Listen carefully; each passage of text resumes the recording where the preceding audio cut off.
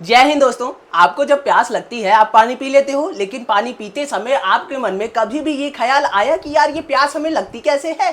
मतलब हमारे बॉडी में ऐसी क्या क्रिया होती है कि जब हमारे बॉडी का पानी कम होने लगता है तो हमारे बॉडी के पानी को एकदम बैलेंस करने के लिए हमें प्यास लग जाती है। क्या होता है हमारे बॉडी के अंदर? आज इस वीडियो में हम यही कॉन्सेप्ट एकदम ईजी वे में समझने वाले हैं। समझेंगे कि हमें प्यास कैसे लगती है, क्यों लगती है, हमारे जो बॉडी का पानी है ये कितने प्रकार से ऐसे लॉस होता है इसका, फिर जब पानी का लॉस होगा तभी तो हमें प्यास लगेगी ना, फिर प्यास कैसे लगती है, फिर उसके बाद जब पानी पीते हैं उसके बाद क्या होता है। सारा कॉन्सेप्ट आज इस वीडियो में हम एकदम इजी वे में समझने वाले हैं। अंत तक वीडियो में बने रहिएगा।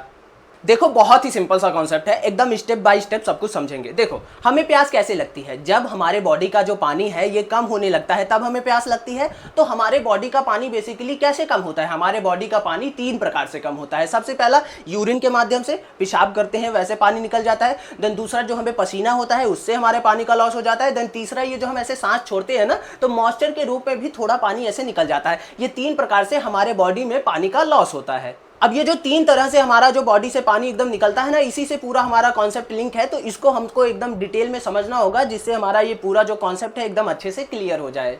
तो देखो सबसे पहले समझते हैं कि ये जो यूरिन के माध्यम से हमारा पानी निकलता है ये इसका क्या है कंप्लीट प्रोसेस। तो देखो जब हम ऐसे पानी पिएंगे, पानी जाएगा पेट में, जाएगा पचेगा, पचने के बाद खून में चला जाता है। ऐसा नहीं है कि पानी के साथ ही ऐसा होता है, जो हम भोजन भी खाते हैं वो भी ऐसे पेट में जाएगा, पचेगा, पचने के बाद खून में जाता है। क्यों? क्योंकि खून जो है हमारा पूरे बॉडी में ट्रेवल करता रहता है, इसी से हमारे पूरे बॉडी को जो है एनर्जी मिलती है। अब क्या होता है, जो हमने खाया ऐसा तो था नहीं कि सब चीजें शुद्ध थी, उसमें कुछ अशुद्धियां भी रहती है। तो अब जो है सब जाके मिलेगा खून में, तो जो खून होता है हमारा अशुद्ध हो जाता है। एंड जब अशुद्ध हो जाता है खून तो आपको पता होगा कि जो हमारा खून है उसको शुद्ध कौन करता है? किडनी करता है, आपको पता होगा। तो किडनी क्या करती है, ये जो खून है हमारा अशुद्ध खून ये किडनी में जाएगा, किडनी हमारे खून को शुद्ध करेगी। जब शुद्ध करेगी तो इसमें से हमारे खून में से कुछ वेस्ट मटेरियल मिलेंगे, जो अशुद्धियां होंगी वो निकलेगा। एंड जो हमने पानी पिया था तो कुछ एक्स्ट्रा पानी भी होगा, वो भी निकलता है। तो ये जो यूरिन से हमारा निकलता है ना पानी, उसमें वेस्ट मटेरियल और ये एक्स्ट्रा पानी जो होता है वो हमारा ऐसे यूरिन के माध्यम से निकल जाता है। तो ये तो प्रोसेस हो गया कि यूरिन से हमारा जो पानी था, एक्स्ट्रा पानी जब हम खाते हैं जो पचता है खून में जाता है, तो एक्स्ट्रा पानी हमारा यूरिन के माध्यम से ऐसे निकल जाता है।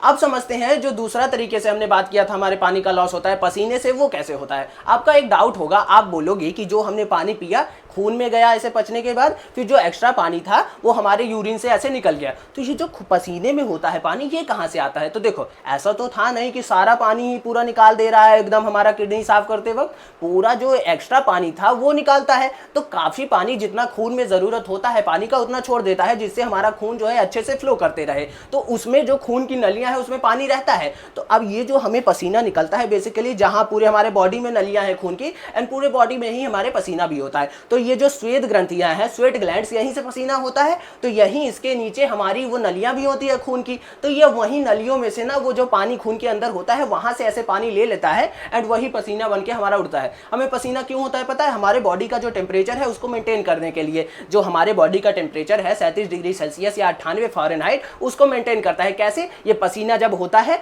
तो अब पसीना हुआ तो ये जब बाहर ऐसे हवा के संपर्क में आया तो वाष्पीकृत होना होता है इसको। अब वाष्पीकरण के लिए इसको थोड़ी एनर्जी चाहिए होती है, तो वही जो हमारे अंदर हीट एनर्जी बढ़ जाती है, जब गर्मी होता है तभी पसीना निकलता है ना। तो इसी प्रकार ये हमारे अंदर की गर्मी लेके उड़ जाता है, जिससे हमारा जो टेम्परेचर है वो मेंटेन रहता है। तो इस प्रकार ये दूसरी तरह से हमारे अंदर से ये पानी का जो था वो लॉस हो गया। अब तीसरी तरह से जो ऐसे सांस छोड़ते हैं, इससे कैसे लॉस होता है पानी का? तो ये जो ऐसे सांस हम छोड़ते हैं ना तो इसके अंदर बहुत सारे ऐसे मॉइस्चर रहता है, इससे हमारे पानी का लॉस हो जाता है। ये कैसे होता है? ये भी बेसिकली वही होता है जैसे जो खून की नलियां होती है उसमें जो पानी रहता है उसी से ऐसे पानी ऐसे मॉइस्चर के रूप में चला जाता है। ये तीन प्रकार से हमारा जो पानी था ऐसे लॉस हो जाता है। अब समझते हैं कि हमें फिर ऐसे पानी जब लॉस हो गया तो प्यास कैसे लगती है। तो देखो अब जैसे जो एक्स्ट्रा पानी था जो यूरिन के माध्यम से निकला वो तो हमारा कोई नहीं है, वो तो एक्स्ट्रा था, वो तो ऐसे निकल गया, ठीक है, कोई दिक्कत नहीं। और हमारे खून में जितने पानी का जरूरत था वो तो उसमें था। लेकिन अब ये जो पसीना होता है इससे क्या होता है, जो खून में हमारा ऐसे पानी था अब वो पसीना जो था वो पानी लेके उड़ गया।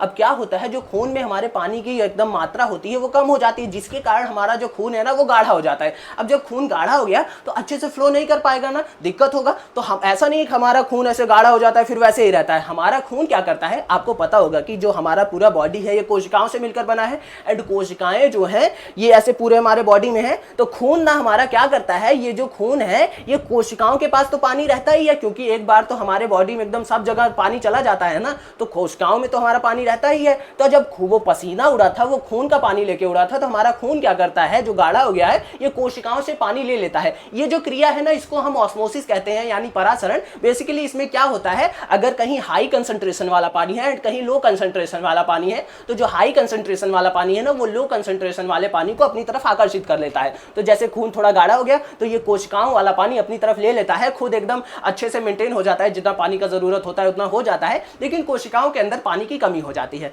एंड आपको एक चीज पता होगी कि ये जो हमारा पूरा बॉडी है, इसमें कहीं भी, जैसे ये मैं हाथ हिला रहा हूं, मुंह से बोल रहा हूं, तो ये सब हमारे ब्रेन के पास नर्व्स सिग्नल लेके जाती हैं, फिर वही सिग्नल लेके आती हैं। तो बेसिकली जो हमारे बॉडी की नर्व्स है, वही पूरा ऐसे दिमाग जो करता है, दिमाग ही करता है ना, तो ऐसे जो सिग्नल ले जाती हैं, ले आती हैं, वो नर्व्स करती हैं। तो अब ये कोशिकाओं के पास हमारी नर्व्स होती हैं, तो जब देखती हैं ये नर्व्स हमारी कि कोशिकाओं के पास एकदम पानी की कमी हो गई है, सारा पानी वो खून ने ले लिया, तो ये जो हमारी नर्व्स है ना, ये हमारे ब्रेन के पास ऐसे सिग्नल लेके जाती हैं, बोलती हैं कि यार ये जो पानी था इसके कोशिकाओं के पास, ये उसने खून ने ले लिया, तो ये कोशिकाओं के पास पानी की कमी हो गई। हमारे ब्रेन में एकदम बीच में एक पार्ट होता है जिसे हम हाइपोथैलेमस कहते हैं। ये ना हाइपोथैलेमस बहुत ही इंपॉर्टेंट है। जितनी भी मेन चीजें हमारे बॉडी में होती है, जैसे भूख लगना, प्यास लगना, एक हार्मोन है वो भी रिलीज करता है, आगे बात करेंगे। बेसिकली बहुत जो इंपॉर्टेंट चीजें हैं ना, ये सब, जैसे पेन महसूस होता है, कुछ भी होता है, सब कुछ ये हाइपोथैलेमस की वजह से ही होता है। तो ये जो है इसके पास ले जाएंगे। अब ये हाइपोथैलेमस सोचेगा कि अरे हाँ यार, सच में पानी की कमी हो गई है, तो ये अब सारा जो रिएक्ट करते हैं हम दिमाग से ही करते हैं, तो ये रिएक्ट कर देता है, हमको एकदम बता देता है कि हमको प्यास लग रही है, तुमको पानी पीना पड़ेगा, क्योंकि जो पूरी कोशिकाएं हैं उनके पास पानी की कमी हो गई।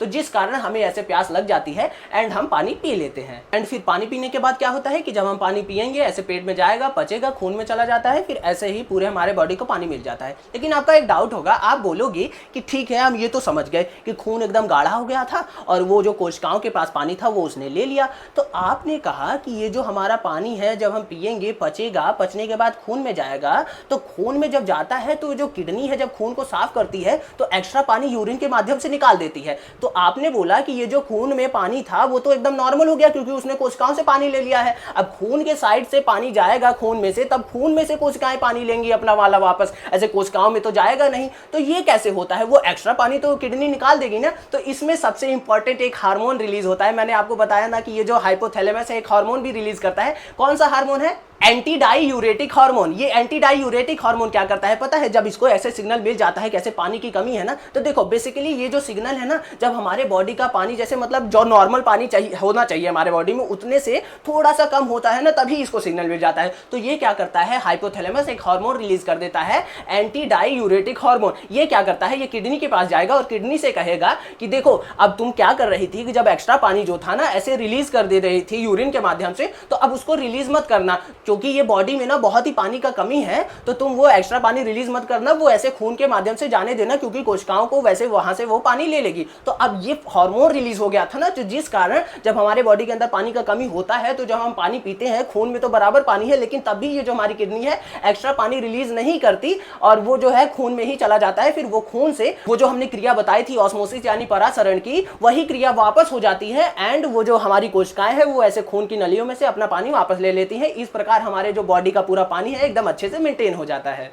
इसी कारण जब हमारे बॉडी के अंदर एकदम भरपूर मात्रा में पानी रहता है तो ये हार्मोन रिलीज नहीं हो रखा होता, तो जब एक्स्ट्रा पानी आता है तो हमारी किडनी एक्स्ट्रा पानी यूरिन से निकाल देती है, तो जिस कारण जब हम ज्यादा पानी पीते हैं तो एकदम ज्यादा टॉयलेट होता है। लेकिन जब हमारे बॉडी के अंदर पानी की कमी होती है, हमारे खून के अंदर बराबर पानी है, अगर वो चाहे किडनी तो निकाल सकती है क्योंकि वो पानी एक्स्ट्रा ही है, लेकिन वो हार्मोन रिलीज हुआ था, उसके कारण ये जो पानी है एक्स्ट्रा पानी भी हमारी नलियों में भेज देती है ताकि वो कोशिकाएं जो है वो ले पाए।